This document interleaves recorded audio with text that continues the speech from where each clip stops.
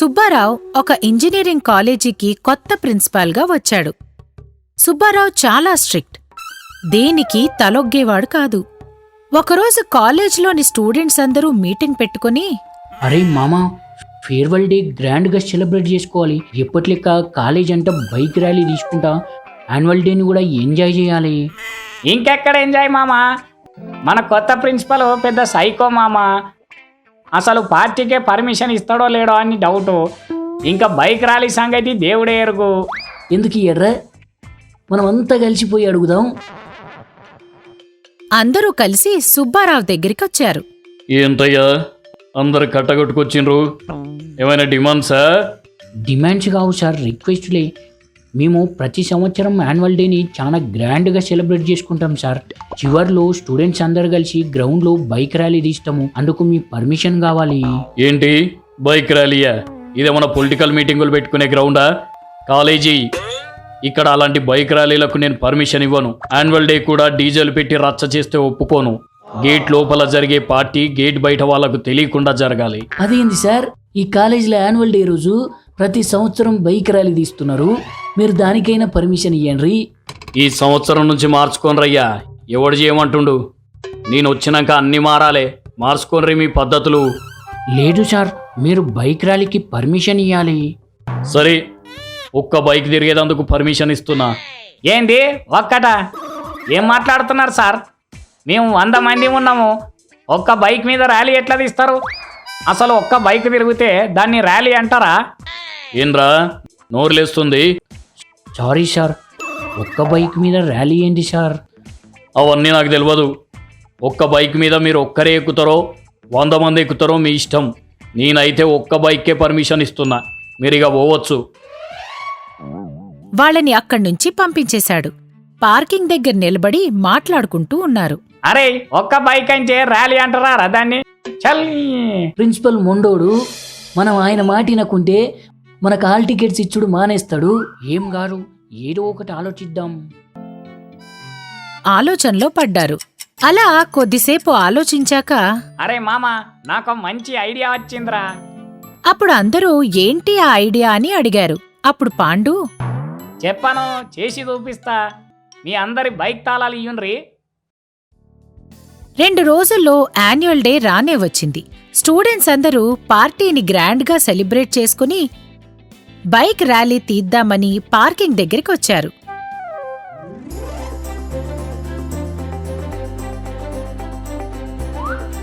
అక్కడ ఒకే బండికి 100 టైర్లు ఫిట్ చేయడం చూసి ప్రిన్సిపల్ షాక్ అయ్యాడు. సార్, మీరు చెప్పిండ్రు కదా ఒక్క బైక్ మీద 100 మంది ర్యాలీ తీసుకోండి అని. చూడండి, బండి ఒక్కటే, టైర్లే 100. ఇప్పుడు తీసుకోవచ్చు కదా ర్యాలీ. సుబ్బారావు ఏమీ మాట్లాడలేకపోయాడు.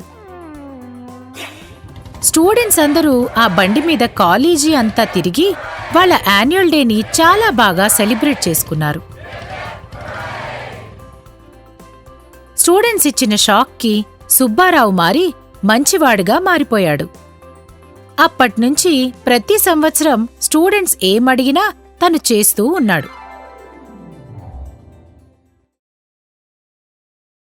ఒకరోజు స్వాతి తన భర్త చంటితో కలిసి షాపింగ్కి వెళ్ళి ఒక చీర కొనుక్కొని ఇంటికొచ్చింది. ఎంత మంచిగుంది కదండి ఈ చీర. ఎందుకు బాగోదు? 25,000 చీర. బోడి 25,000కి ఏడుస్తున్నారు. ఇక ముందుంది దసరా పండగ. అంటే ఇది పండక్కి కాదా? చిచ్చి, ఇది పండక్కేంది? ఇది ఇంట్లో కట్టుకుందామని కొన్నా. రోజు ఇంట్లో కట్టుకునేందుకే 25,000 చీరంటే మరి పండక్కి ఎంత పెట్టి కొనాలే? దీనికి 2, 3 పాతికలు కలిపారంటే అయిపోద్ది. అయిపోవడం అయితే ఖాయం. ఈ చీర మా అమ్మకి చూపించొస్తా. ఎగ్జిబిషన్ స్టాలా? మీ ఆడాళ్ళు ఏది కొన్నా దాచుకోలేరా? కొన్నది కట్టుకుని అందరికీ చూపించేందుకే కదా. ఏడికి పోయేది లేదు, ఊకే ఉండు. అబ్బా, ఎంతసేపు? సాయంత్రం కల్లా తిరిగొచ్చేస్తా. ఏంది సాయంత్రమా? నువ్వు పక్కూరు పోయి చీర చూపించొస్తావా లేక చంద్రమండలం మీదకి పోయి బట్టలు అరేసొస్తావా? అని చంటి ఎంత వద్దన్నా వినకుండా అమ్మ ఇంటికి బయలుదేరింది. స్వాతి ఊరికి వాళ్ళ అమ్మగారు ఊరికి మధ్యలో ఒక నది ఉంది. ఇటుపక్క నుంచి అటుపక్క వెళ్లాలంటే ఓ నది మీద ఉన్న వంతెన దాటాలి. స్వాతి ఆ నది దాటి అమ్మ వాళ్ళ ఇంటికొచ్చింది. అమ్మా! స్వాతి, ఇదేనా రావడం? అవ్వమ్మా, ఇదిగో మీ అల్లుడు నాకు చీర కొనిచ్చాడు, నీకు చూపిద్దామనొచ్చినా. బాగుంది, ఉండు చాయ్ తెస్తా. లేదమ్మా, పోతా. ఎప్పుడొచ్చినావక్క? ఇప్పుడే వచ్చినా. అటు పోయి ఇటు వస్తా అని చెప్పొచ్చినా మీ బావకు. ఎట్లా పోతావక్క?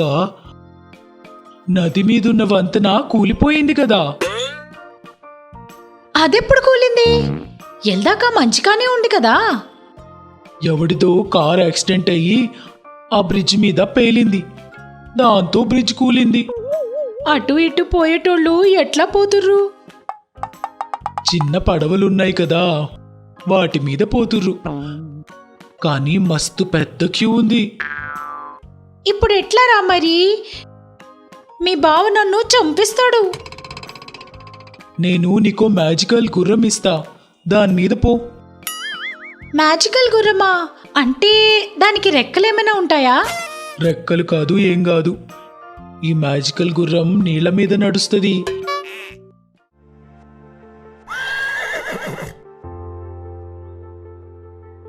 పోయొస్తా మరి.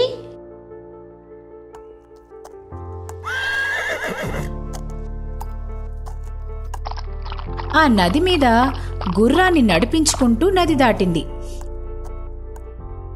ఈ గుర్రం నీళ్ల మీద నడుస్తుంది. మంచిగా నదులు సముద్రాల మీద నడుస్తూ తిరిగొస్తే ఎంత మంచిగుంటది. ఇప్పుడే పోతా.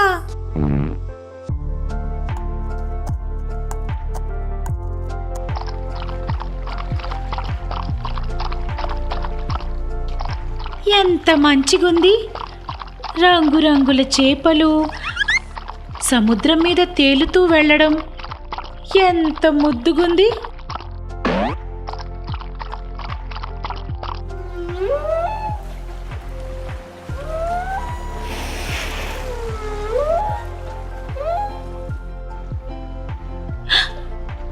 ఎంత పెద్దగుంది, మస్తుందిలే. కానీ ఆ తిమింగళం నోరు తెరిచి ఈ గుర్రాన్ని మింగేయడానికి వస్తోంది. అది చూసి భయపడ్డ స్వాతి ఆ గుర్రాన్ని వేగంగా పోనిస్తూ ఉంది.